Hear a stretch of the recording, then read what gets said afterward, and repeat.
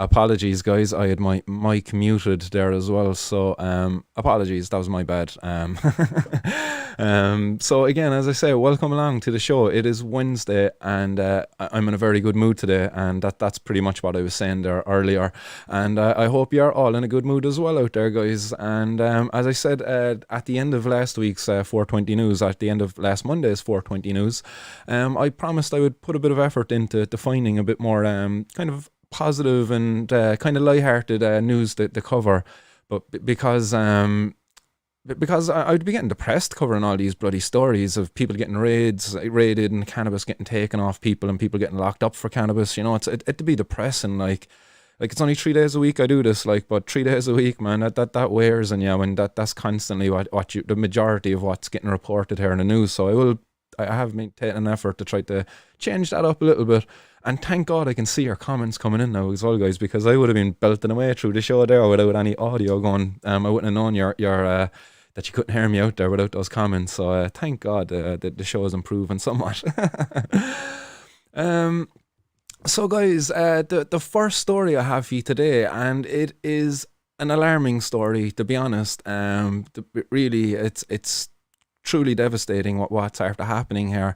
So the story unfolded above in a Dublin street where two Gardai were just walking down the road, minding their own business, and a cannabis plant attacked them, and it sprayed them with its cannabis gas. You know, it's some sort of cloud that it was able to use. And the guards were left in an awful condition. Like the guards were left laughing for their lives. You know, that they almost laughed themselves to death. And they were unable to apprehend the plant afterwards. So this cannabis plant is still out there. It's dangerous, guys. So watch out. You know, there was a passerby who happened to have his camera handy, and he captured footage of the attack. So I'm going to play this there for you now, so you can see this. Geez, guys, viewer discretion. Be aware. Like this is disturbing footage. So here we go.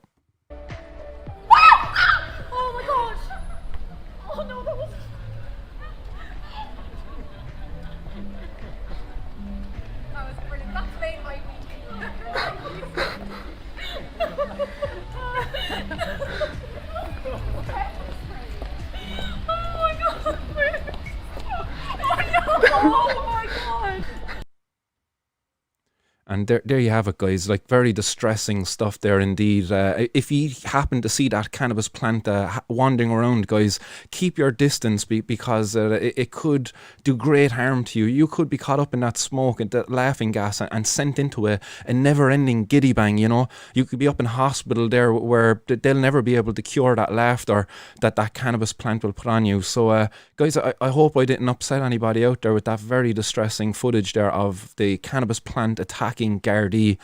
And you know, I question now whether we should legalise it really after seeing that. Like that's really truly it's just scary stuff, guys. Other news, guys. We shoot on across the pond there to France, where we've some more positive news, and it is that the French government have launched a questionnaire. It's an online questionnaire about the public's. They want to capture what the public's opinion is towards cannabis legalisation. So I tip my hat there to the French guys over there. You know, you're a bit more proactive than our own government here in Ireland. Because they couldn't give a crap what public opinion is really, it seems. So anyway, but it says that the French Parliament will launch an online questionnaire today to better understand public opinions towards recreational cannabis use and cannabis legalisation. The questionnaire, which will have 5 or 6 questions, will be available on the Assemblée Nationale website for around 1 month. And MP Esson and leader of the project, Robin Reda, told the reporters that detailing the results would be available towards the end of March or the beginning of April. So it's something to be looked forward to there, because France do have a lot going on over there. They were looking to set up a medicinal cannabis program back in September or even before that possibly. But it got delayed because of the whole coronavirus. But this is the month now where they're supposed to be opening up that cannabis access program for the patients over there, and many of them too. So it'll be interesting to see what happens over there this month with in relation to that. But to see that they're launching an online kind of questionnaire to get the opinions of the public. I hope the public take part in this, and I hope it really captures a true representation of the public's opinion out there, and that the government maybe act on that then, because cannabis legalization, like, it's to the benefit of everyone. Keeping it illegal, it's just so bloody silly. So Stephen Donnelly, Helen McEntee, and Frank Fian, guys, take a leaf out of these guys' books. Like, come on, like, ask the Irish public, like, would you like to see cannabis legalised? Do you know what would be the age you should set for it? These are kind of the questions you should be asking the public, and things like that. As opposed to just basically forcing us into the realm of prohibition, because it's just detrimental to our society and to public health. So in other news then, guys, I'll keep an eye out on that one, and as the results come out at the end of March or April, I'll try to relay that information back to people. Oh, and I see I got a viewer over on Twitch. Happy days. I had none over there last week, and yeah, it's good to be able to see all the people now watching. Jeez, love all these little gadgets being added into the show. So in other news, guys, these next 2 or 3 stories are rather upsetting, and the next one is that the cannabis, two men in custody after 200,000 worth of cannabis seized in Dublin, and quite a bit of cannabis, to be fair. And I think I have an image of it there now. 1 second, and I can pop that up for you. Did that pop up? No, it didn't.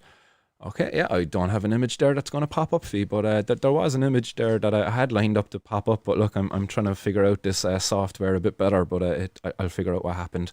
I don't know why it didn't come up. It should come up, but anyhow. But basically, above in Dublin, there was 2 men caught with €200,000 worth of cannabis, and again, they're being held by Gardai, and there's time being wasted here. They're going to be sent in front of a judge. These guys are probably going to get free legal aid, not all of this carry on. And again, like, a €200,000 worth of cannabis, just put the maths on it, like a 23% tax, like we do to many other products out there. Like, that's quite a substantial sum of money. 23% tax on that is, what's 23% of 200,000? 46,000 euro. That's a bit of money. Do you know what I mean? There you go. Like, crazy. Like, and our government don't want to do this. Like, how many times are these dealers out there selling all of that cannabis and not getting caught with it, making all this money, while meanwhile the revenue are getting nothing out of it, nothing. And the conversation's not even happening around there. Like, poor Gina Kenny's putting a bill forward there. The Green Party, who have a piece in their program from government, or their manifesto, whatever you want to call it, around kind of decriminalising it, and they're not even going supporting it. Like, this is fucking the crime of our century, really. Like, and in this crime, then 2 men aged in their 50s and 30s were arrested at the scene, and they're currently being held at Dunlera Garda station. So, like, a man in his 50s and a man in his 30s. Again, look, I'll acknowledge the fact that they're caught up in criminal carry on here. Like, this is a criminal activity and stuff like that, and do I condone it? Look, they didn't get caught with a load of cocaine. Happy days. I can kind of condone it, because somebody has to get the cannabis in. Now, what I won't condone is, like, where are they getting their cannabis from? And how much are the people who's supplying it to them, are they getting paid fairly? These are the things I would be definitely not condoning. Like, if I was to be aware of maybe that they had Vietnamese guys locked up in a basement, they were holding their passports and they were growing the cannabis from, then I will say, shame on these guys. But other than that, I can say, like, fuck it, like, they took a risk, man, they took a gamble, and I can only imagine how long they got away with it and how much they've made before they actually got caught. Like, really, like, the juice is worth the squeeze when it comes to the drug dealing in Ireland, because the money that you can make, it's crazy, like. And our Gardaí are useless, like, they really are useless. Like, as long as you don't tell everybody what you're doing, like, and surround yourself with a load of rats, you're not going to get caught. Like, it's loose lips sink ships, like, and the Gardaí, the only way they find people is through rats and through just sheer fucking luck, just knocking at the door at the right time when you're smoking a joint inside, and they smell it, and then it gives them warrant to raid your gaff, like, you know. And as I said, they could be knocking at your door over a simple TV license. That's the Gardaí in Ireland, like, they're a fucking joke unto themselves. And then so we won't get too ranty on that. But here's the image actually I have for you guys. Now I realise why I couldn't find it for you, and it was a tweet by the Gardaí. And this was a tweet, and again I get really pissed off by the Gardaí and their tweets and stuff, like, because why do they engage in this sort of thing? And what, like, if they're on Twitter, surely they can see all of the comments, all of the positive stuff that's up there about cannabis and the benefits that it could bring to people. And yet they're still so happy to go and like share this kind of this crap on their thing, like, you know.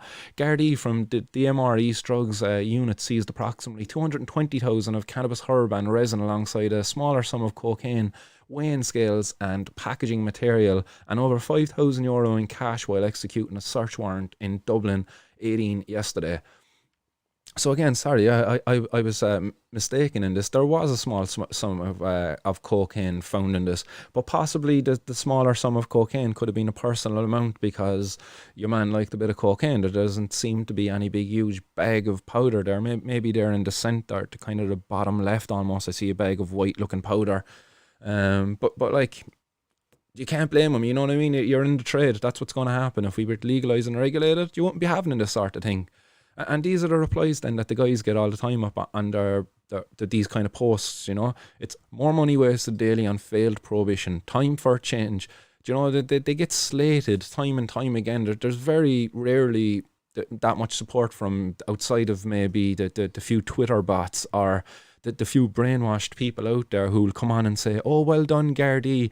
A great job, well done, you know, and they're and they don't realise what they're actually doing, you know, how what a failed job this is, you know. It's like being sent down every day with a bucket to empty the ocean, do you know, and somebody coming down and cheering you on and saying, you're doing a great job, well done, keep at it, you know, come on back tomorrow and get some more. Like, you're going to eventually clear that ocean of all that water, you know. Because that's effectively what our Gardaí are doing, you know. It's a bucket trying to clear the ocean of water. That's the drugs, you know. The drugs are the ocean, the Gardaí in the bucket, you know. That's our prohibition. It is not going to work at all. We're fucking humans. It's a part of our primitive desires, you know, to seek altered states of existence, you know, or of reality, you know. Like, why do people drink and get drunk, you know? There you go. It's a part of us, you know. You're never going to get rid of it. So onwards we go, guys, and we head on over to County Mayo. And in County Mayo we had another seizure by our boys in blue, and it was €102,000 worth of cocaine and cannabis seized this time.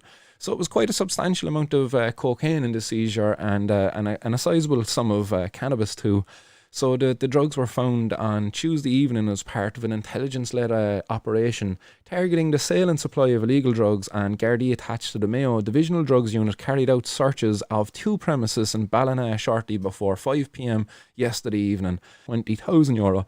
And guess what? Forensic Science Ireland are going to get a job today, because that's all going to be sent to them for analysis to prove that it is cocaine and it is cannabis. And none of the extra information there, such as maybe potential contaminants, the purity of the cocaine, none of that beneficial information will be relayed back out to the users, you know, to warn them of potentially contaminated batches of drugs. We won't do that, because drug users' lives don't matter, you know. They don't. If you're using an illegal drug, fuck you. You don't matter in our society. We're going to lock you up. And during the second search, which was at a house, suspected cocaine with another value of, or more cocaine with a value of €9,500 and more cannabis valued at €2,500 was found. And all the drugs are going to be sent for this Forensic Science Ireland.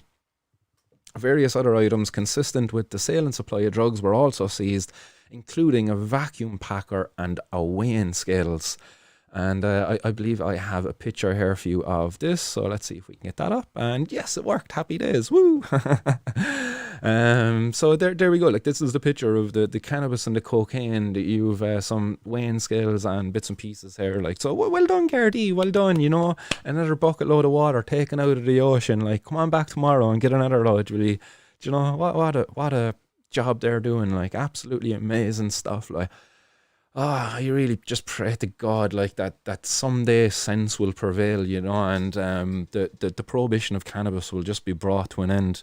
I really do hope that we, the people out there, the cannabis community, can get together and force the hand of the government to to legalize cannabis, to regulate it, to end the criminalization and to undo all of the harms. And that's going to be a big task for them to do, to undo the harms caused by prohibition. But it's a task that they need to start. It's, if you want to walk a mile, you start with one step, like, and you don't focus on all of the steps it's going to take to complete the mile journey. So we need the same approach with cannabis. Um, Other news, guys, and it is Alison Littlefair who this comes from. So if you don't know who Alison Littlefair is, Alison Littlefair was on the podcast a few episodes ago, and she is the author of Walter and the Magic Seed, which is a kid's book, and she sent me over copies of it, and I have to thank her. Actually, I meant to send her a message to thank her for sending me those.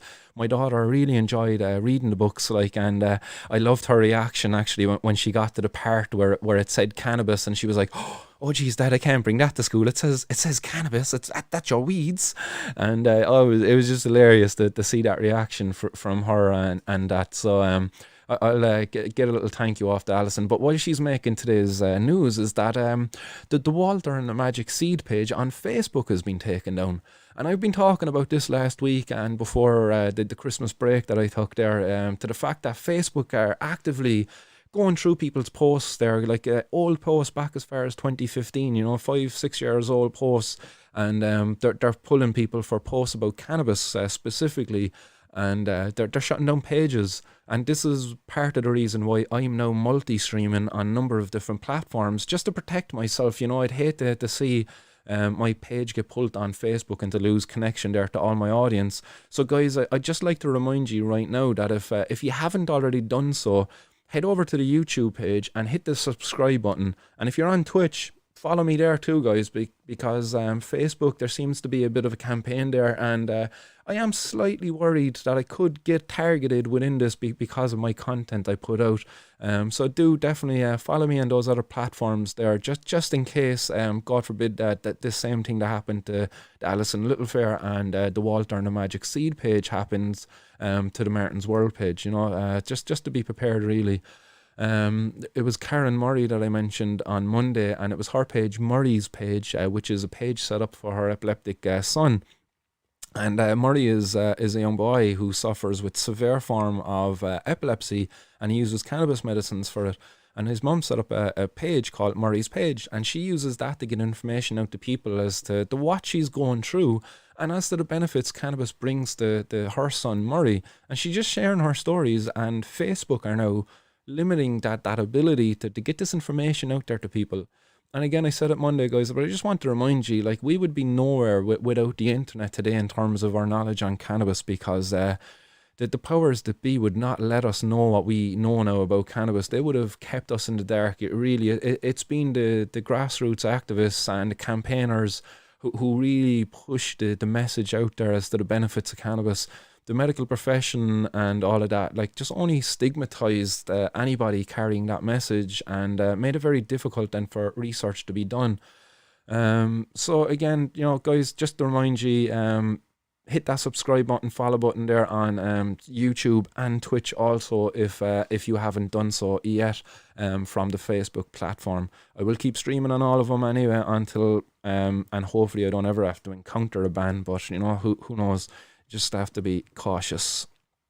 Other news then, guys, we hop on over to London, where the police in London had quite a day. And this is slightly outdated news. It was from Monday last week. I didn't get to cover it in the 420 News then last week, but it made its way back into some articles there, found its way in front of me again today, so I said I'd cover it.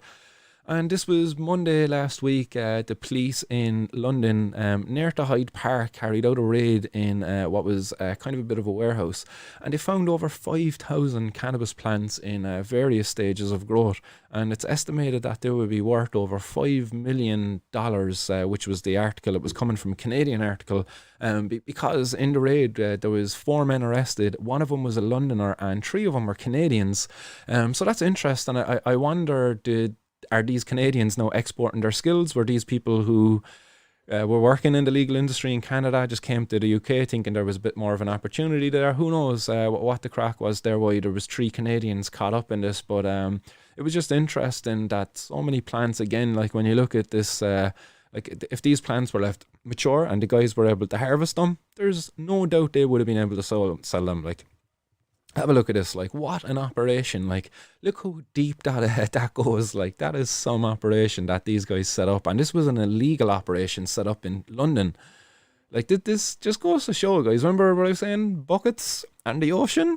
Like, this is buckets in the ocean. Like, here is your ocean. Like, that the cops come and take this down, but I can guarantee you for every like one of these that the cops shut down, there's at least another 99 still in operation, you know.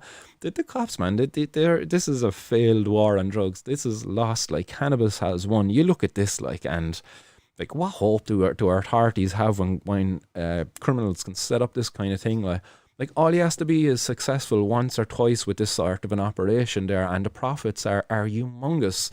You know, you just squirrel away your profits. The guy who's going to get caught in the operations is probably not even the ringleader who's making all of the money off it, you know. The 4 guys who got caught up in this, like, they were probably just operators brought in for maybe their skills and their connections, and maybe it was funded by somebody else, you know. And that guy is off scot-free with these other 99 operations there that are still kind of functioning away. So, like, you know, there's just food for talk. He says the war on drugs has failed, and you look at that, $5 million that they say that was worth, and you just slap a bit of tax onto that and the benefits then we could do in our society with that tax money. Absolutely ridiculous. Then in other news, and we're getting there to the end of today's 420 news, guys, and thanks very much for bearing with me. And we're heading to America, where our news today in America is coming from New York. And apologies there, actually, I misspelled Andrew Cuomo's name. It's Cuomo. I meant to correct that earlier, so apologies, Andrew, buddy. But my buddy Andrew, anyway, over in New York, he has vowed to legalise cannabis in 2021. Now, New York have attempted a number of times to legalise cannabis already, and they were unsuccessful. And I believe one of the reasons why they were unsuccessful is is certain inclusions there of addressing those who've been displaced by it, like redressment within it, for the people most affected by the prohibition that existed before around cannabis. So this is from New York Governor Andrew Cuomo, and he's pledged that the state will work to legalise recreational cannabis throughout 2021. And he's announcing a new proposal to create a system to oversee and regulate the drug. And Andrew Cuomo says that we will legalise adult recreational cannabis use, joining 15 other states who have already done so. And he said this during his State of the State address on Monday. And then comments come in from Melissa Moore, and Melissa Moore then is from the New York State, and she's the New York State Director of the Drug Policy Alliance. And she had this to say on Andrew Cuomo's comments, and she said that by including cannabis reform in today's State of the State address, Governor Cuomo has signalled that this is a top priority in this year's legislative session. And that's incredible. Like, really, cannabis again is winning out in 2021. It really is going to be the year for cannabis. I believe there's going to be a lot of change around the world, and it'll be great to see New York join those multiple other states that have legalized cannabis already so far. And again, as we say, like, we've a lot to be look forward to. The MORE Act, which is going to be brought forward to the Senate floor very soon. I can't wait to see what happens there. I'm very excited as to what that might do for America, and the likes of these conversations now happening in New York as well, who are looking to legalise cannabis. And I have a little video there for you that I would like to play on that. So just give me a second, and I'm going to just flick it on over to this, and we'll see what happened. And yeah, forgive me there. So yeah, here we have the video. Let's hope that the audio will play for you guys. Bear with me. The third time may be the charm. Governor Andrew Cuomo says he is ready to once again push for the legalization of recreational marijuana use in New York State. I think this should have been passed years ago. I think too many people have been imprisoned and incarcerated and punished. We're in the midst of a full-on cannabis plant revolution. Businesses like Hemp Farms of New York are excited for the possibilities. It's only right that we go fully green. Currently, businesses like Hemp Farms are licensed only for CBD products. Legalizing marijuana certainly expands their product lines, but they also say it will create more employment opportunities almost immediately. We see this as so much social impact, so much economic impact, and that's the most exciting part about it. The biggest difference this time around in the push is a desperate need for revenue. An unexpected global pandemic devastated the nation's economy and the states. The governor's budget director, Robert Mujica, estimating in a couple of years' time, the regulated marijuana business could generate as much as $300 million in revenue for the state each year. Here in New York City, Mayor Bill de Blasio supporting the move, but says it should also take care to ensure these businesses help the communities who are devastated the most by the illegal use of marijuana. I want to see an industry that is decentralized, localized, and where we incentivize the industry to grow in communities of color. So the ownership, the profits, the capital is going overwhelmingly to folks who suffered from those bad laws of the past. And there you have it, guys. I was most interested then there at the end of that video on the comments of the mayor of New York. I believe they said he's the mayor of New York anyway. Was it Bill de Blasio, I think it was his name? Again, forgive me if I'm butchering his surname there. And if there's people out there who have opinions on American politics and stuff and they hate these guys, I don't know, guys. I don't know the politics that exist around these guys. But what Mayor Bill de Blasio said there towards the end around redressing the communities most affected by the prohibition of cannabis, like this is the issue that's prevented New York, I believe, from legalizing cannabis so far. And that this is the thing that I kind of bring up here, even in Ireland, that the fact that there's so many people out there now who currently have, say, criminal convictions because of their cannabis use and being caught with it and stuff like that. And these people, like, even if I wanted to grow a hemp now in Ireland and get involved in the CBD trade, you know, I'm kept out of that because I have a criminal conviction and one for drugs. And that's kind of stated there on the criteria for the license if you want to grow hemp in Ireland, that you can't really have a criminal conviction. And that's not good at all. And especially if it's continued then into a legal market. You know, I went and I educated myself around cannabis so I could kind of work with it, especially once the medical industry takes off. I would love to be maybe operating within a greenhouse kind of an environment. At least that's what I was gearing myself up to working in, or also in a therapeutic clinical environment too. But if they're going to judge me because I have a criminal record like that's going to be shocking, like, you know, absolutely shocking. And then as well, you know, the people, just giving them a fair advantage, that there is a study, a paper that came out there that I also want to just share with you, and the title of it, 1 second, I'm going to pop it up here just so I don't butcher the title. Cannabis Regulation and Development, Fairer Trade Options for Emerging Legal Markets. So if you want, guys, to have a read off of this document, I would recommend it if you're at all interested in like what a cannabis market could be and how that could best be incorporate community into it as it emerges and develops.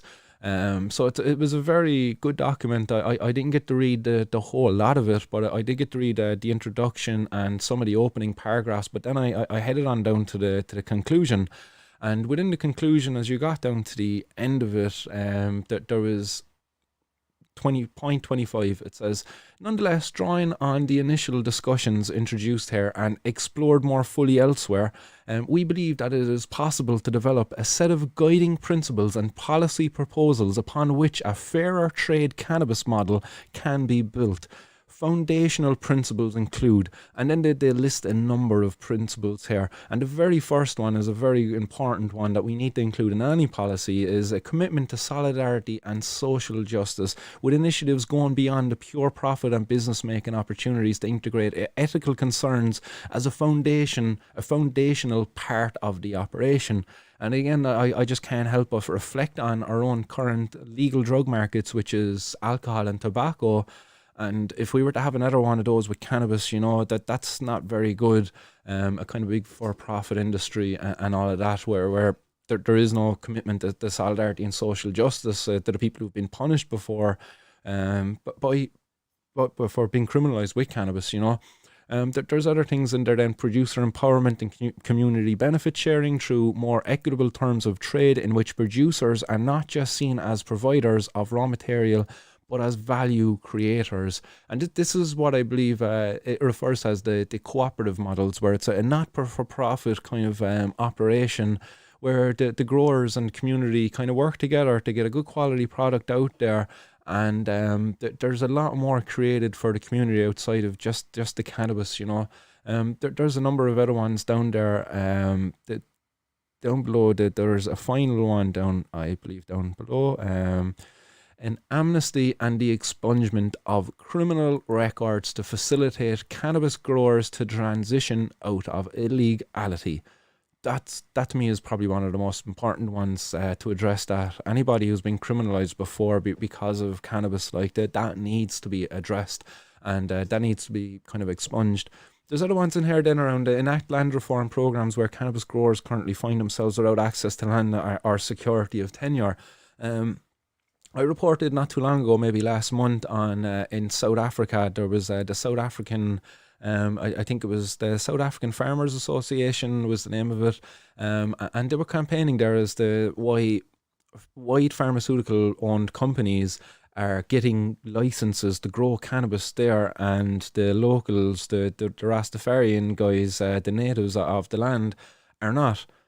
Majority of the black guys there are not getting licenses to grow cannabis, and a lot of them don't even have access to land, if they even could, because of the way in which they've been treated there and the corruption that's went on there for a long time. So there's a lot of stuff there. Restriction on foreign investment with regard to acquisitions of licenses, company ownership and intellectual property rights over cannabis strains and products.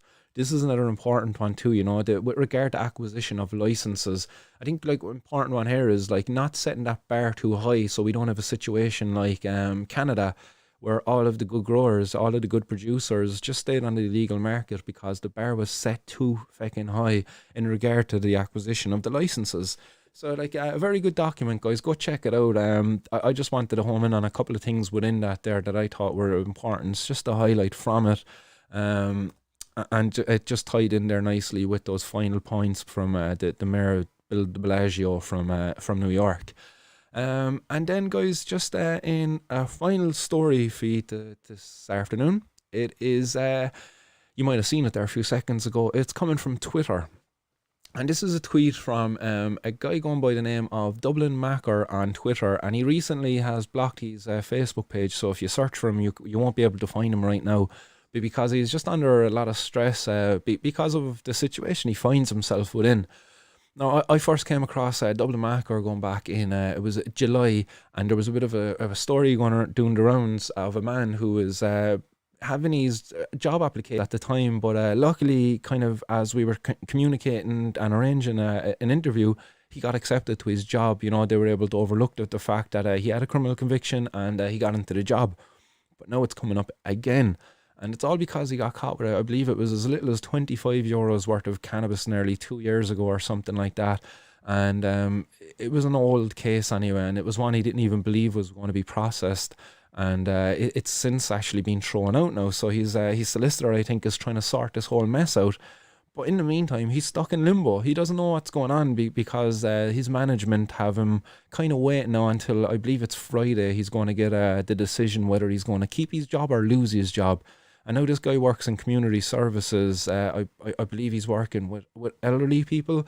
He's not a threat to him. It seems like the guy is going to be an amazing worker, and he's just been discriminated against because of his past cannabis use. He currently doesn't even use cannabis. He gave it up simply because he got caught with it before and the problems that brought to him. Like, but that's not good enough for them. It's like, no, you got caught with it in your past, and we're going to hang that over your head. We're going to make sure you pay for that all along the way in your life.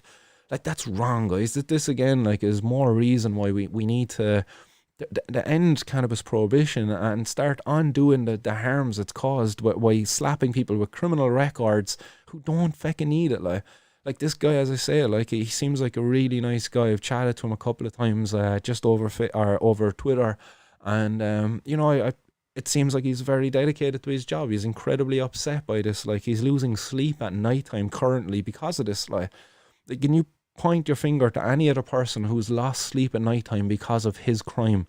Like, is there any victim out there who can come and say, look, he deserves to suffer because what he done wronged me and it harmed me? No, nobody can say that about any cannabis consumer, because consuming cannabis does not victimize anybody. When you criminalize somebody for that does. So, like, I feel incredibly bad for people who find themselves in this situation, because, like, I can really relate to them and what's going through their head.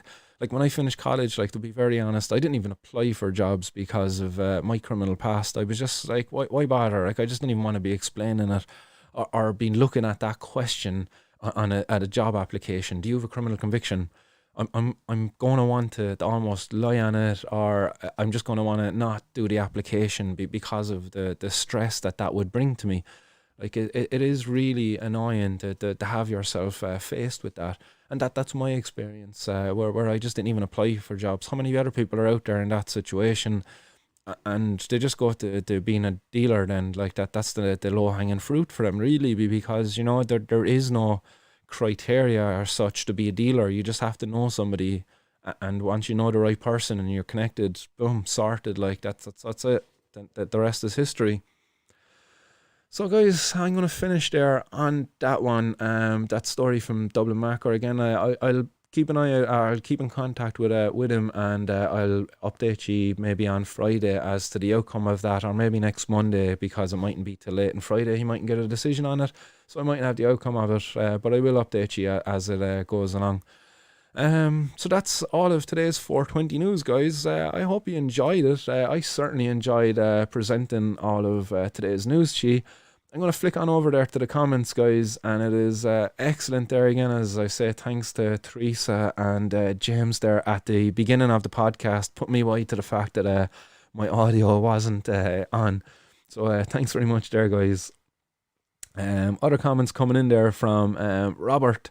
He said that WikiLeaks just dumped a lot of stuff online in regards to the Hillary Clinton and all that crack. So go check that out if you're at all interested in it.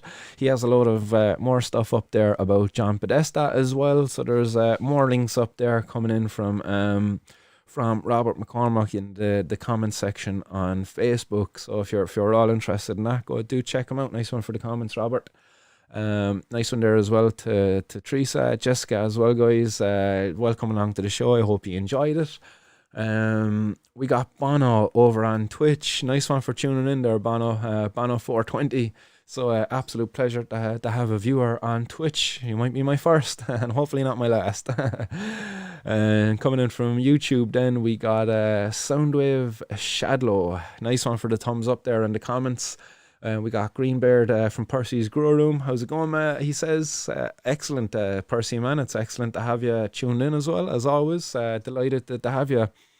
Daniel, lad's in there. He's finally on time for once. Happy days, Daniel, man. Punctual stoner, man. Yeah, doing the community proud, man. Gotta represent. Soundwave Shadlow adds in, glad to see my comments on Garda info. Oh, happy days. Was that yourself? There you go, man. Small world. John Finnegan adds in that he's a bit late to the show today, but he might catch up on it later. And again, guys, it'll be up there later on if you didn't get to catch it live. You will always be able to watch it back afterwards on Facebook and YouTube, and now Twitch too. Comments coming in there from Sean then as well. He says, howdy Martin, have a good smoke. Nice one, Sean. I absolutely will.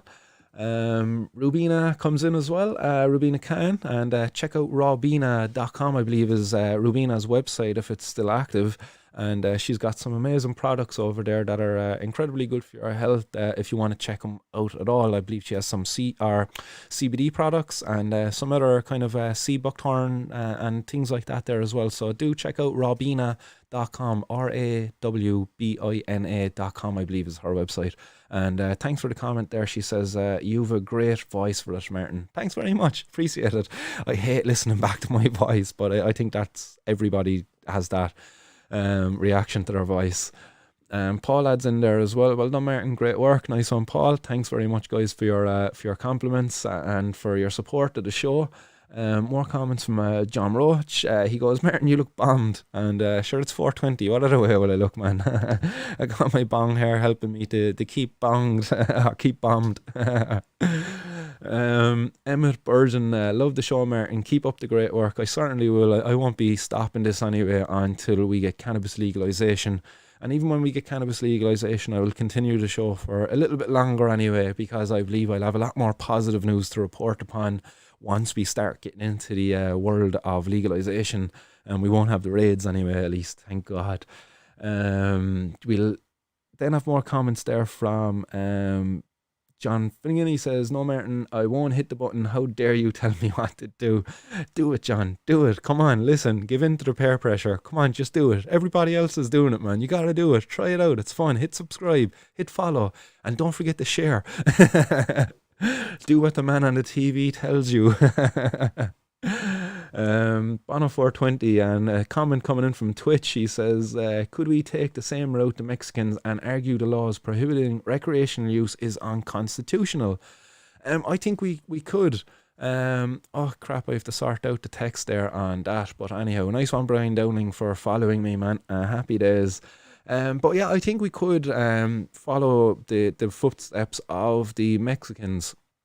And what the Mexicans done was use their constitution to argue that cannabis prohibition was unconstitutional, because the constitution enshrined their human rights also. You have your constitutional rights, and in them then is enshrined in Ireland anyway, it's the European Convention on Human Rights is the one that we would look to. So yeah, most certainly we could, if we had people so willing to take up that argument. You would need a good strong legal team, some barristers and stuff like that, a good sum of money behind you really to get into that.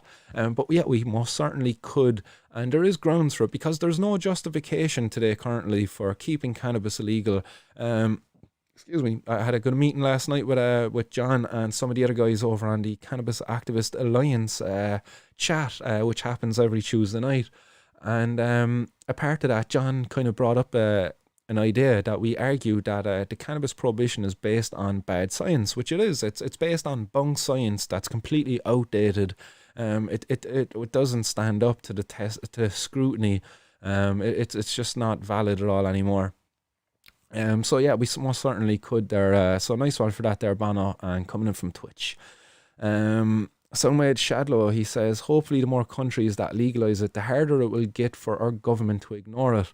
And yeah, I agree with you. As I say, America is going to really send shockwaves across the world if the MORE Act is enacted through the Senate there soon.